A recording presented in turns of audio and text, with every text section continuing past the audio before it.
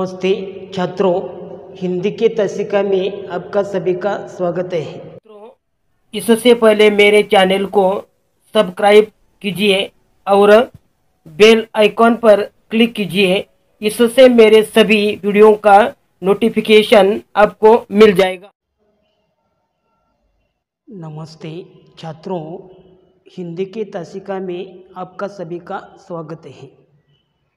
आधुनिक जीवन शैली में बिछोह का एक प्रमुख समस्या है। शिक्षा के विकास के कारण समाज में शिक्षित युवक युवतियों की निरंतर वृद्धि हो रही है। कि आधुनिक जीवन शैली में बिछोह का एक प्रमुख समस्या है। शिक्षा के विकास के कारण समाज में शिक्षित युवक युवतियों की निरंतर वृद्धि हो रही है। इसलिए शिक्षित युवक युवतियों को जहाँ भी नौकरी मिलती है उन्हें घर छोड़कर वहाँ जाना पड़ता है। इसमें माता पिता तथा इन युवक युवतियों को बिछोह का दुख सहना पड़ता है। कि इसमें माता पिता तथा इन युवक युवतियों को बिछोह यानी बिछोह यानी विरह का दुख सहना पड़ता है।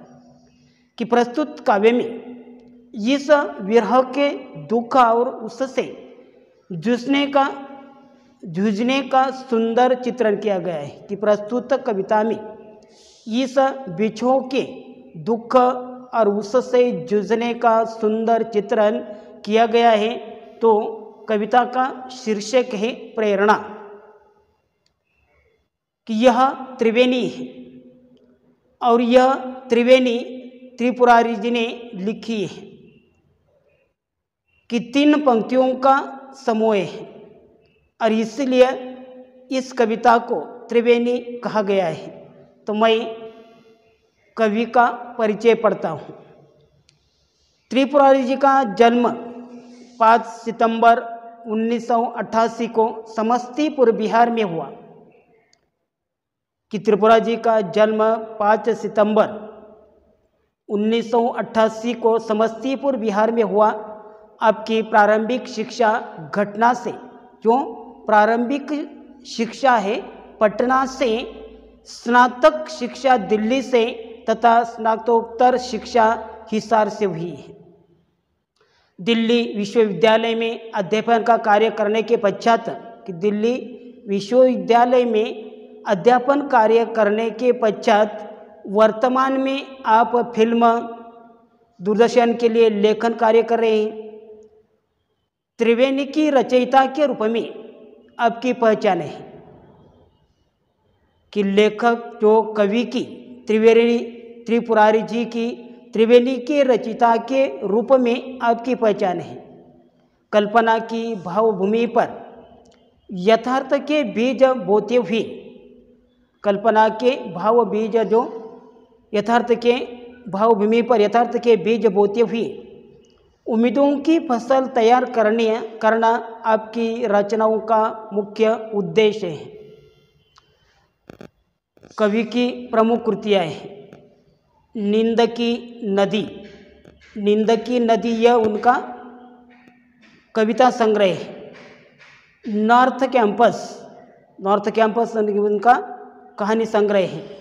सांस के सिक्के त्रिवेणी संग्रह है। और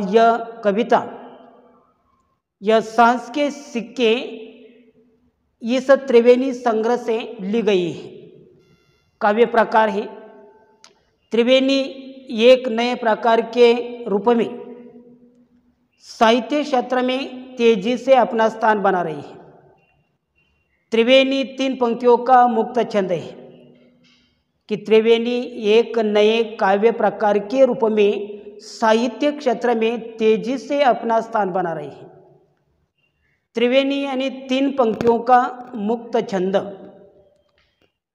मात्र इन 3 पंक्तियों में कल्पना तथा यथार्थ की अभिव्यक्ति होती है।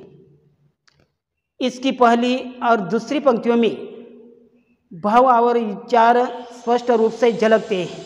कि इसकी पहली और दूसरी पंक्ति में भाव और विचार स्पष्ट रूप से झलकते हैं और तीसरी पंक्ति पहली दो पंक्तियों में छिपे भाव को नए आयाम के साथ अभिव्यक्ति करती है कि इसकी पहली और दूसरी पंक्ति में भाव और विचार स्पष्ट रूप से झलकते हैं और तीसरी पंक्ति पहले दो पंक्तियों में छिपे भाव को नए आयाम के साथ अभिव्यक्त करती है। समसामयिक स्थितियों, रिश्तों तथा जीवन के प्रति सकारात्मकता त्रिवेणी के प्रमुख विषय हैं कि सामायिक स्थितियों, रिश्तों तथा जीवन के प्रति सकारात्मकता त्रिवेणी के प्रमुख विषय हैं। काव्य परिचय है कि प्रस्तुत त्रिवेणी में कवि ने मनुष्य के जीवन में माँ के ममता की प्रस्तुत त्रिवेणी में कवि ने मनुष्य के जीवन में माँ के ममत्व और पिता की गरिमा को व्यक्त करने के साथ साथ ही जिंदगी की आपाधापी में जुटे माता पिता से बच्चों को स्नेह भी टुकड़ों में मिलता है कि प्रस्तुत त्रिवेणी के माध्यम से कवि ने मनुष्य के जीवन में माँ का ममत्व और पिता की गरिमा को व्यक्त करने के साथ साथ ही जिंदगी की आपाधापी में जुटे माता पिता से बच्चों को स्नेह भी टुकड़ों में मिलता है। इस सच्चाई को उजागर किया है।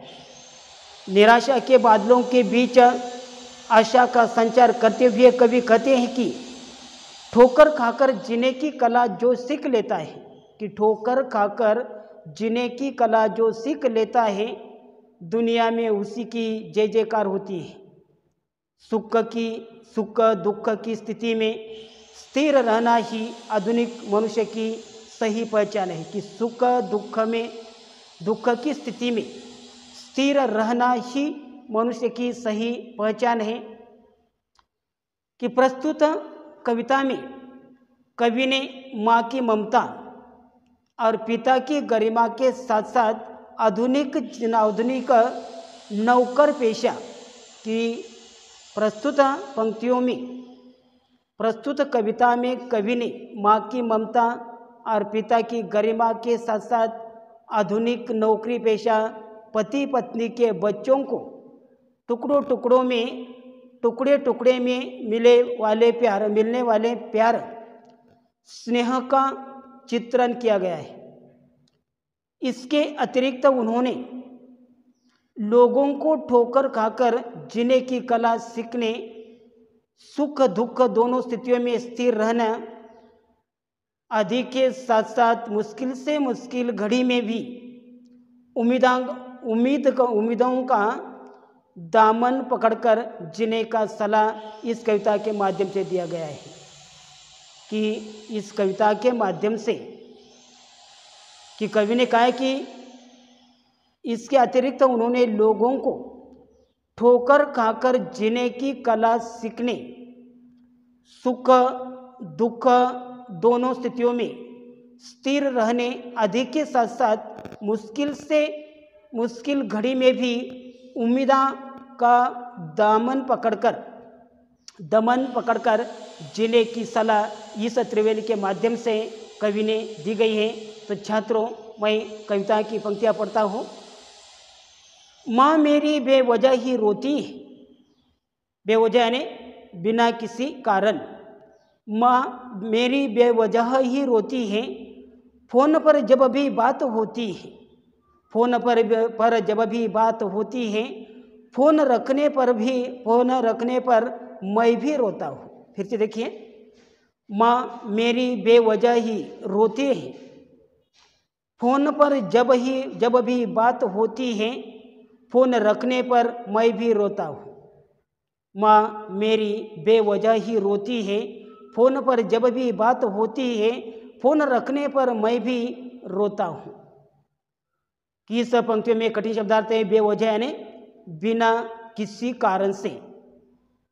कि इस कविता के इस त्रिवेणी के माध्यम से कवि अपनी माँ और स्वयं के मन के भावों की चर्चा करते हुए कि कवि इस त्रिवेणी के माध्यम से अपनी माँ और स्वयं के मन के भावों की चर्चा करते हुए कहते हैं कि उनकी अपनी माँ से फोन पर जब भी बात होती है, कहते हैं कि उनकी अपनी माँ से फोन पर जब भी बात होती है तो उनकी माँ रोए बिना नहीं रहती। कभी कहते हैं कि उनकी माँ बिना किसी कारण के रोती है, लेकिन माँ से बात करने के बाद जब वे फोन रख देते हैं तो उनके भी मन के भाव उमड़ पड़ते हैं और वे भी रोए बिना नहीं रहती। कि उसी प्रकार इस त्रिवेणी के माध्यम से कभी कहते हैं कि कभी अपनी माँ और स्वयं के मन के भावों की चर्चा करते हुए कहते हैं कि उनकी अपनी माँ से फोन पर जब भी बात होती है तो उनकी माँ रोए बिना नहीं रहती। कभी कहते हैं कि उनकी माँ बिना किसी कारण के रोती है, लेकिन माँ से बात करने के बाद जब वे फोन रख देते हैं तो उनके भी मन के भाव उमड़ पड़ते हैं और वे भी रोए बिना नहीं रहते। आगे की पंक्ति देखिए। सख्त ऊपर से मगर दिल से बहुत नाजुक है, सख्त ऊपर से मगर दिल से बहुत नाजुक है।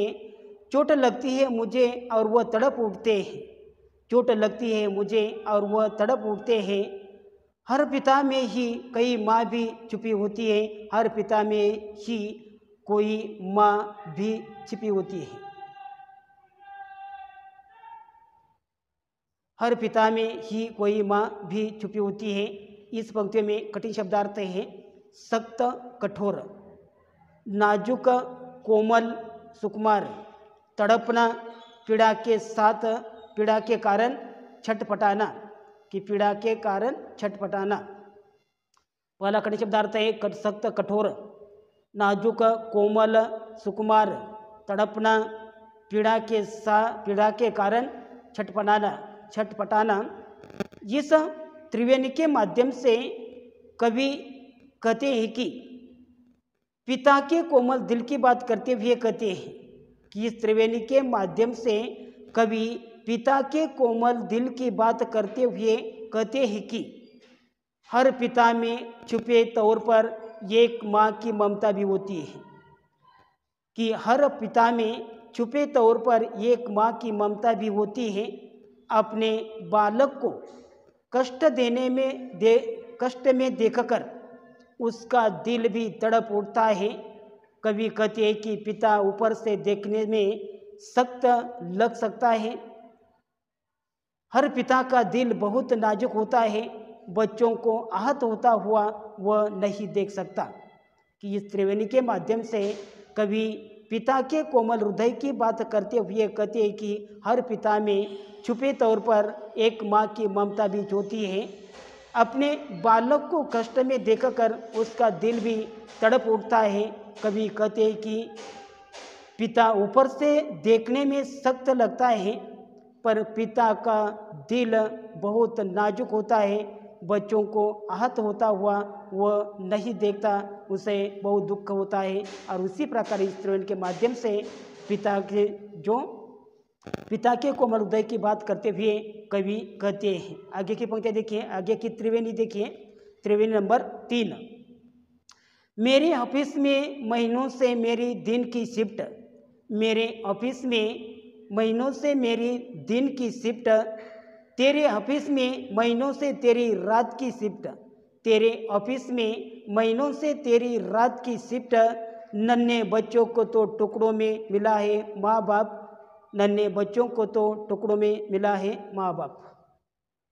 कि मेरे ऑफिस में महीनों से मेरी दिन की शिफ्ट, तेरे ऑफिस में महीनों से तेरी रात की शिफ्ट, और नन्हे बच्चों को तो टुकड़ों में मिला है माँ बाप।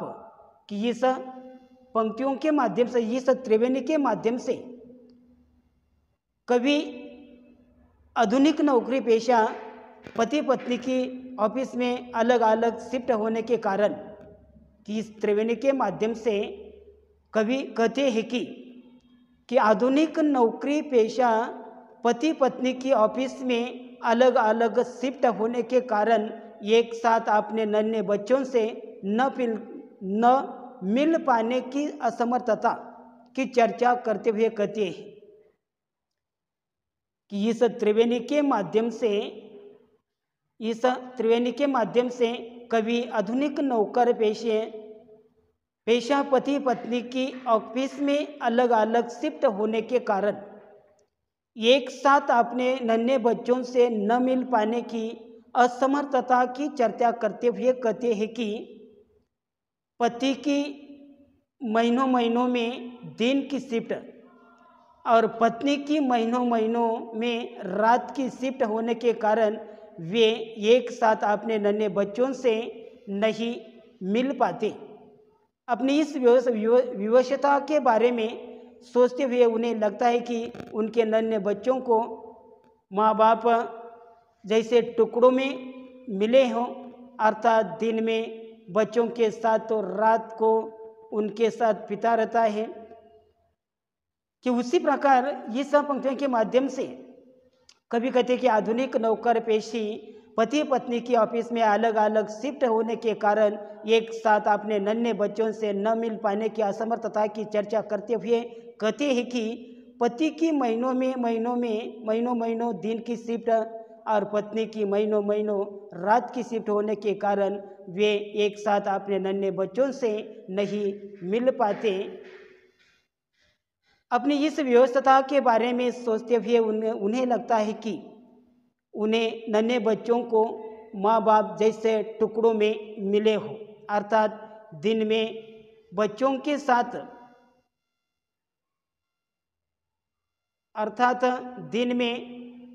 के साथ माँ तो रात को उनके साथ पिता रहते हैं। और उसी प्रकार इस त्रिवेणी के माध्यम से नौकर पेशे पिता पत्नी के बारे में पति पत्नी के बारे में अलग अलग शिफ्ट होने के कारण एक साथ अपने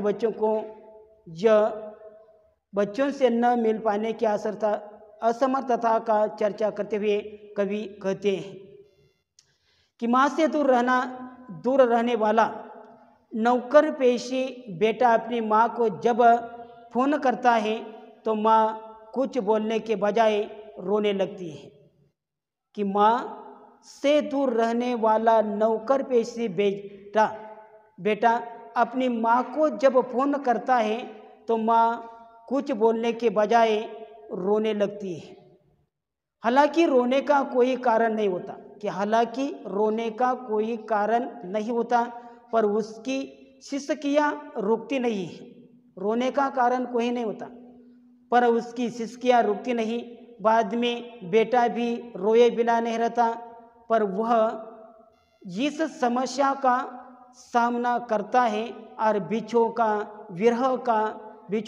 का दुख भुला देता है। कि विरह का जो दुख है वह भुला देता है। कि माँ से दूर रहने वाला नौकरी पेशा बेटा अपनी माँ को जब फोन करता है तो माँ कुछ बोलने के बजाय रोने लगती है। हालांकि रोने का कोई कारण नहीं होता, पर उसकी सिसकियाँ रुकती नहीं। बाद में बेटा भी रोए बिना नहीं रहता, पर वह इस समय का सामना करता है और बिछो का दुख भुला देता है, विरह का दुख भुला देता है। पास होते हुए भी माता पिता की ऑफिस में अलग अलग शिफ्ट होने के कारण उन्हें बच्चों से एक साथ न मिल पाने के जो दुख सहना पड़ता है, और इससे वे निराश नहीं होते और इस स्थिति को स्वीकार करके उनका हल निकलने का प्रयास करते हैं। और उसी प्रकार इस पंक्तियों के माध्यम से कि कवि ने माँ से दूर रहने वाला नौकर पेशे बेटा अपनी माँ को जब फोन करता है तो माँ कुछ बोलने के बजाय रोने लगती है। हालांकि रोने का कोई कारण नहीं होता, पर उसकी सिसकियाँ रुकती नहीं। बाद में बेटा भी रोए बिना नहीं रहता, पर वह इस समस्या का सामना करता है और बिछो का दुख भुला देता है, विरह का दुख भुला देता है। पास होते हुए भी माता पिता की ऑफिस में अलग अलग शिफ्ट होने के कारण उन्हें बच्चों से एक साथ न मिल पाने का दुख सहना पड़ता है, पर इससे वे निराश नहीं होते और इस स्थिति को स्वीकार करके उनका हल निकालने का प्रयास करते हैं। और उसी प्रकार इस 4 त्रिवेणी के माध्यम से कि कभी नहीं यह नौकर पेशी पति पत्नी का संदर्भ में यह कहने का जो कहा है। और उसी प्रकार आगे की जो पंक्तियाँ हैं, आगे की तो त्रिवेणियाँ हैं और वह आगे की ताशिका में